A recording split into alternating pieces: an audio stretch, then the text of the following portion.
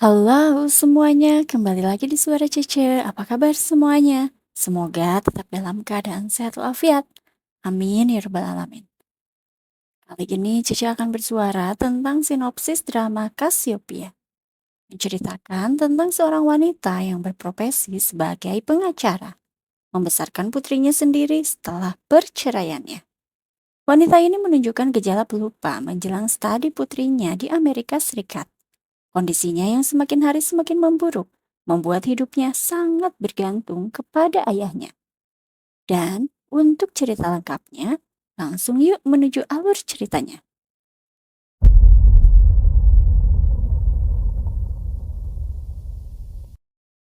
Diawali Sujin yang terlihat riuh dengan kesibukannya sebagai seorang pengacara.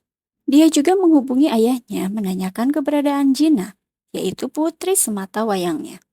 Saat ayahnya mengatakan bahwa jadwal ayahnya menemani Jina adalah esok hari. Ya, benar saja. Anaknya berada di kediamannya. Sebagai ibu yang sudah berpisah dengan suaminya, Sujin mengurus anaknya Jina seperti biasa di rumahnya sebelum berangkat bekerja. Sujin pun mengingatkan bahwa ini adalah pertemuan terakhir Jina bertemu dengan teman-temannya. Karena Jina akan pergi ke Amerika, tinggal bersama ayahnya. Di tengah kesibukannya di kantor, dia tidak lupa mengingatkan ayahnya untuk menjaga Jina. Ayahnya yang segera berangkat karena takut telat menjemput cucunya dan kena omelan anaknya. Benar saja, ayahnya telat menjemput Gina. Namun Gina yang sangat senang dijemput kakeknya tidak menghiraukan hal itu. Sampai di rumah dengan telaten, sang kakek menjaga Gina.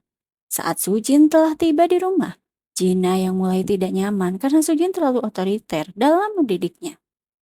Gina lalu curhat kepada kakeknya, menyadari ibunya seperti ingin segera mengirimnya ke Amerika dan mempertanyakan apakah ibunya masih akan menemuinya. Kakeknya hanya berpesan biarkan ibunya mencarinya, menemukan jalan pulang sambil melihat rasi bintang Cassiopeia. Cassiopeia adalah rasi bintang paling bersinar seperti orang-orang zaman dahulu. Keesokan harinya, kakeknya menemani Gina yang dipaksa untuk mengikuti les bahasa Inggris oleh ibunya. Sebelum tiba di tempat les, Gina harus ribut dulu dengan Sujin karena dia sangat enggan les bahasa Inggris di hari Sabtu. Kakeknya dengan sabar menenangkan Gina sementara ibunya lekas pergi. Sujin yang menemani ayahnya untuk berkemas karena dia meminta ayahnya menemani Gina selama 1 minggu di kediamannya. Terlihat olehnya mantel diinformasikan oleh ayahnya. Mantel itu dibelikan oleh ibunya untuk si Jin sebelum dia meninggal. Namun Sujin yang angkuh hanya merespon di zaman sekarang siapa juga yang ingin memakai mantel mode seperti itu. Hal tersebut tidak ditanggapi oleh ayahnya. Tiba di rumahnya, Sujin menemani Jina yang menjelaskan tentang Cassiopeia yang selalu terlihat di atas langit saat musim panas. Jina menjelaskan bahwa itu adalah rasi bintang paling bersinar. Jika bisa menemukannya, maka akan memahami arahnya. Hubungan Sujin dan Jina semakin harmonis, di mana Sujin menemani Jina bermain. Jina yang menyembunyikan hadiah untuk ibunya di taman bermain hanya boleh ibunya cari saat dia sudah berada di Amerika. Hari di mana Jina akan pergi ke Amerika telah tiba. Kakeknya berpesan agar Jina harus sering menghubungi ibunya jika sudah berada di sana. Mereka pun bersiap untuk menuju ke bandara. Sujin yang amat riuh dihubungi terus oleh rekan kantornya yang meminta file kepadanya. Sujin pun telah mengirimkan file melihat sudah tidak ada anaknya di kamarnya. Dia bergegas ke parkiran, namun terlihat bingung. Tapi dia tersenyum kembali saat di depan mobilnya. Sujin yang terlihat bingung kembali dihubungi oleh rekannya. Menginformasikan pimpinannya bertanya, kapan Sujin akan datang? Bukannya menjawab pasti, Sujin malah mengomel tak tentu arah. Setelah itu dia yang sudah berada dalam mobilnya menghubungi ayahnya dan mengomel kembali, meminta ayahnya untuk ke bandara bersama dirinya mengantarkan Jina. Ayahnya yang kebingungan tiba-tiba harus menemani Sujin memeriksakan dirinya ke rumah sakit karena kecelakaan ringan. Dokter yang memeriksa Sujin mendiagnosa bahwa Sujin mengidap Alzheimer. Sujin yang tidak terima didiagnosa karena mana mungkin usianya yang baru kepala 3 menderita demensia. Dokter pun menjelaskan bahwa ini adalah demensia dini berkembang lebih cepat dari kasus demensia lainnya. paling cepat di 3 bulan. Adapun untuk periode perkembangannya berkisar antara 1 hingga 2 tahun. Setelah mengetahui penjelasan dari dokter, Sujin menghubungi rekan kerjanya mengonfirmasi bahwa dia tidak bisa pergi menemui pimpinannya hari ini. Sujin yang tidak mengingat momen saat mengantarkan anaknya, dia pun pergi merasa kecewa akan dirinya sendiri. Sujin pun sekarang tinggal berdua bersama ayahnya. Dia melakukan video call bersama Gina. Sujin merasa senang karena Gina sudah memiliki teman di Amerika. Esokan harinya, Sujin pun tiba di kantornya. Rekannya merasa heran karena Sujin tidak berpakaian dengan benar, di mana dia tidak mengenakan rok luaran ataupun celana yang sopan. Di tempat lain, ayahnya yang sedang berjalan bertanya mengenai sesi pelayanan untuk demensia bulan ini. Dia pun disarankan untuk mengikuti pertemuan kelompok pelayanan demensia untuk keluarga. Di rumah, ayahnya membukakan pintu melihat Sujin pulang lebih cepat. Sujin beralasan lelah, makanya dia pulang lebih cepat. Ayahnya yang saat ini tinggal bersama Sujin sangat kebingungan mengambil sikap terhadap Sujin, tapi selalu mencatat semua hal yang tidak diingat oleh Sujin. Ayahnya pun mengganti kunci pintu dengan sidik jari. Beralasan ayahnya suka lupa password pintu bila akan masuk rumah.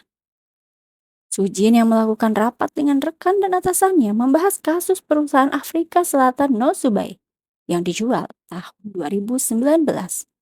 Perusahaan ini adalah perusahaan pencucian uang di bawah grup perusahaan Miracle. Saat ini sedang diselidiki oleh penggelapan pajak. Sujin berpendapat bahwa perusahaan ini hanya melakukan strategi manajemen yang berulang untuk daya tarik investasi melalui anak perusahaannya. Namun saat dikonfirmasi kebenarannya, Sujin ternyata menandatangani kontrak tanpa memberitahu pembeli bahwa perusahaan sedang dalam penuntutan dan diselidiki saat itu. Sujin sama sekali tidak ingat dan dia mengaku bahwa sedang sakit Alzheimer, membuat semua yang ada di ruangan pun terkaget-kaget. Sujin lalu diberhentikan dari pekerjaannya. Di tempat berbeda, ayah Sujin mengikuti pertemuan kelompok pelayanan demensia untuk keluarga. Ayahnya melakukan sesi perkenalan bahwa anaknya lah yang menderita Alzheimer saat ini. Sangat tidak disangka dulu dia tidak mendampingi pertumbuhan anaknya karena harus bekerja di luar negeri. Sampai saat menetap di Korea, anaknya sudah tumbuh besar dan menjadi seorang pengacara yang amat hebat. Namun dia harus menerima saat ini anaknya menderita Alzheimer. Sujin pun pulang dengan mengendarai mobilnya. Dia terus berputar-putar mengendarai mobil dengan jalan yang sama. Sujin seperti kebingungan.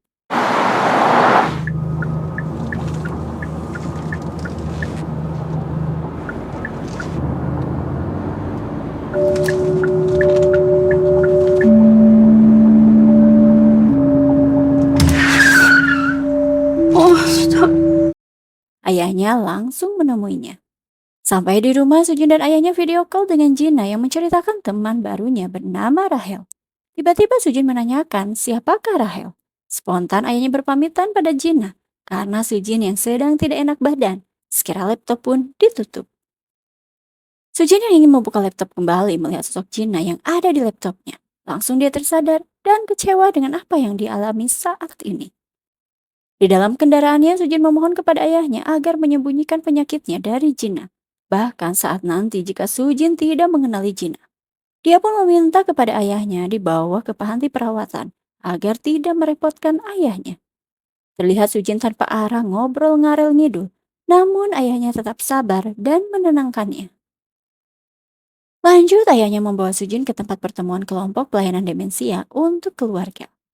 Saat ayahnya diberi arahan oleh panitia agar jangan bercampur warna karena tidak akan menghasilkan warna yang bagus, langsung kena sentil Sujin bahwa dia pasiennya, bukan ayahnya. Jadi jangan menyamaratakan semua adalah pasien. Ayahnya menenangkan Sujin, namun Sujin yang tersulut emosi tidak bisa ditenangkan. Panitia pun memberikan waktu istirahat untuk semua anggota. Agar tidak menyinggung, ayah Sujin menemui ketua panitia Choi. Dia menyatakan diagnosa dokter anaknya tidak bisa mengendalikan perasaannya hari demi hari karena demensia dini berkembang lebih cepat. Ketua Choi pun menyarankan untuk mencari panti perawatan. Panti milik organisasinya terisi penuh, tapi jika mau datang, dipersilahkan. Sementara itu, Sujin yang melihat pasien mengompol mulai stres karena melihat orang-orang di ruangan hampir semua kehilangan ingatannya. ditenangkan oleh Junil yang merupakan keluarga pasien. Melihat hal itu, ayahnya segera membawa Sujin pulang. Tiba di rumah, Sujin malah ingin mengakhiri hidupnya. Ayahnya yang sigap segera merawatnya. Ayahnya lalu mengajaknya pergi ke panti perawatan untuk melihat kondisi di sana. Dan pria keluarga pasien yang juga berada di sana sangat SKSD kepada Sujin, sehingga membuat Sujin tidak nyaman. Hari demi hari dilalui oleh Sujin bersama ayahnya. Ayahnya yang telaten, merawat, dan menemani Sujin.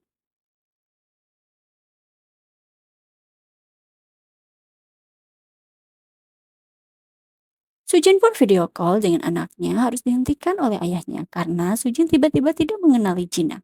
Ayahnya dengan tenang menenangkan Sujin. Esok hari Sujin diantar ayahnya ke pengadilan untuk menjadi saksi kasus Nosubai. Saat diberi beberapa pertanyaan, Sujin yang terlihat mulai kebingungan dan tidak mengingat apapun diketahui dia mengompol. Segera dia pun ditangani oleh petugas perempuan pengadilan. Ayahnya yang tetap menemani Sujin dengan sabar meskipun tingkah Sujin makin berubah. Di taman, Sujin menemukan mainan, lalu dia membawanya pulang dan memainkan mainan itu sendirian. Ayah Sujin lalu kedatangan tamu yaitu Junil yang membawa perawat. Dilihat oleh ayah Sujin, perawat itu sangat pengatur, sama sekali tidak cocok untuk Sujin. Dia pun segera menyuruhnya untuk pulang dan tidak akan memperkerjakannya. Perawat dan Junil lalu pergi.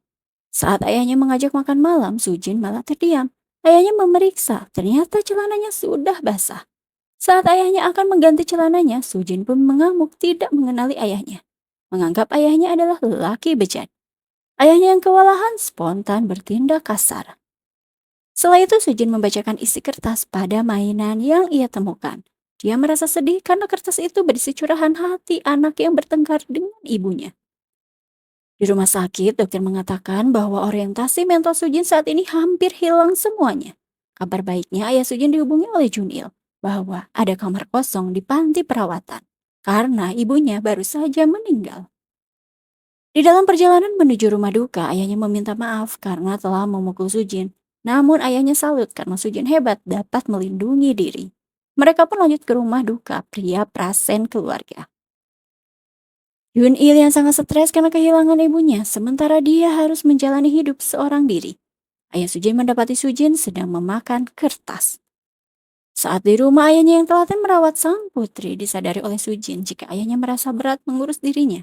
Maka ayahnya harus meluangkan waktu untuk diri ayahnya sendiri.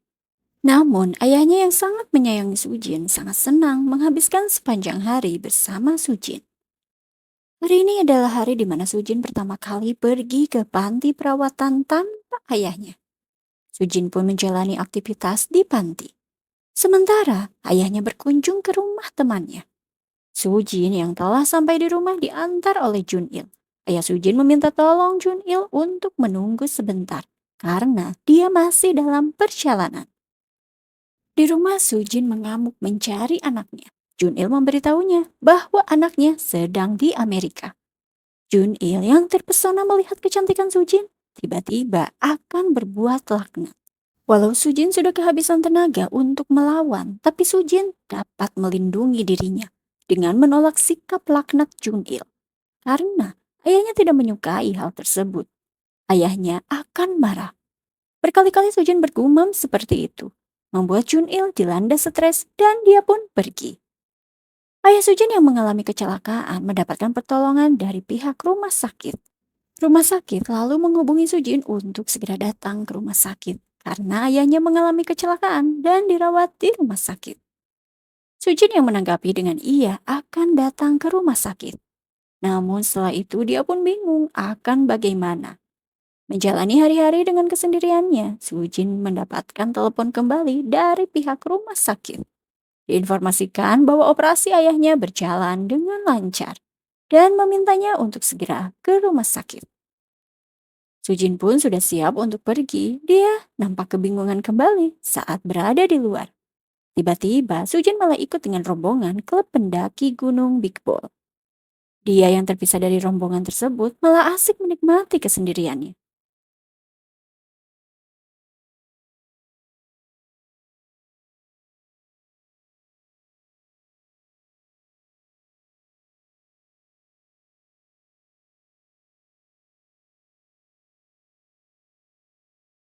Keesokan harinya saat dia diajak kembali untuk ikut rombongan klub pendaki gunung Big Ball, Gina menarik tangannya. Dia yang ditemani ayahnya mengajak Sujin pergi ke rumah sakit. Sujin dengan wajah lempeng melihat ayahnya yang masih dalam perawatan rumah sakit. Dia pun keluar menemui Gina dan tidak mengingat sosok Gina. Gina yang sangat pengertian terhadap ibunya akan menemani ibunya dan menjelaskan kembali siapa dirinya. Bentuk kasih sayang Gina terhadap ibunya menjadi akhir dari drama Cassiopeia. Terima kasih yang sudah menyimak suara Cece sampai drama Cassiopeia ini berakhir. Dan jangan lupa subscribe. Sekarang Cece pamit undur diri dulu. Bye-bye.